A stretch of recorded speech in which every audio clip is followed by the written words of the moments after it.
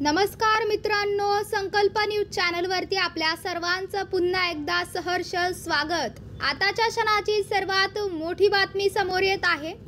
सविस्तर बातमी जाणून घेण्यापूर्वी तुम्ही जर चॅनलवरती नवीन असाल तर चॅनलला सबस्क्राइब करा, बेल आयकॉन प्रेस करा। लोकसभा निवडणुकीनंतर आता निवडणुकीचे वेध लागले आहेत। जागा वाटपावर महायुती आणि महाविकास आघाडीच्या घटक पक्षांमध्ये प्राथमिक चर्चा सुरू आहेत। महायुतीत जागा वाटपावरून रस्सीखेच सुरू असतानाच आता उपमुख्यमंत्री अजित पवार जास्त जागांवर दावा ठोकण्यापासून माघार घेतल्याचे वृत्त आहे।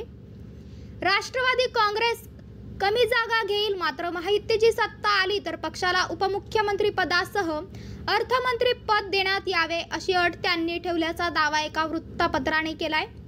अजित पवार यांच्या नेतृत्वाखालील राष्ट्रवादी काँग्रेसला लोकसभा निवडणुकीत दमदार कामगिरी करता आली नाही, त्यामुळे महायुतीच्या जागा वाटपात पक्षाला दुय्यम स्थान मिळण्याची शक्यता आहे। वस्तुस्थिती लक्षात घेऊन अजित पवार यांनीही जागा वाटपाच्या मुद्द्यांवर तडजोडीची भूमिका स्वीकारली आहे। सूत्रांनी दिलेल्या माहितीनुसार राज्यात ऑक्टोबरच्या मध्यात विधानसभा निवडणुका होणार असल्याची चिन्हे आहेत। त्यानुसार महायुतीने जमीन वाटपाची चर्चा सुरू केली आहे। भाजपपेक्षा 40हून अधिक जागांवर निवडणूक लढवण्याची शक्यता आहे, तर मुख्यमंत्री एकनाथ शिंदे यांच्या नेतृत्वाखालील शिवसेनेला 80 ते 90 जागा मिळण्याची शक्यता आहे, तर अजित पवारांच्या राष्ट्रवादीला फारच अल्प जागांवर समाधान मानावे लागणार आहे।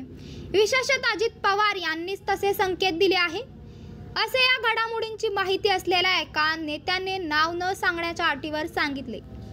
विधानसभा निवडणुकीच्या जागा वाटपात कमी जागा घेण्यास अजित पवार तयार आहेत, मात्र त्यासाठी त्यांनी अट ठेवली आहे। निवडणुकीनंतर महायुतीची सत्ता आपल्याकडील उपमुख्यमंत्री आणि अर्थमंत्री पद कायम ठेवण्याची अट त्यांनी ठेवल्याचे या नेत्यांनी सांगितलं।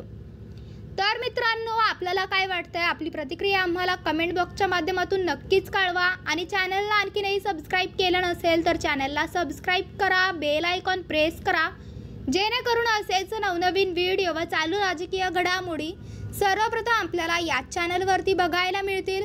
भेटूयात पुढच्या व्हिडिओस, तोपर्यंत धन्यवाद। जय महाराष्ट्र।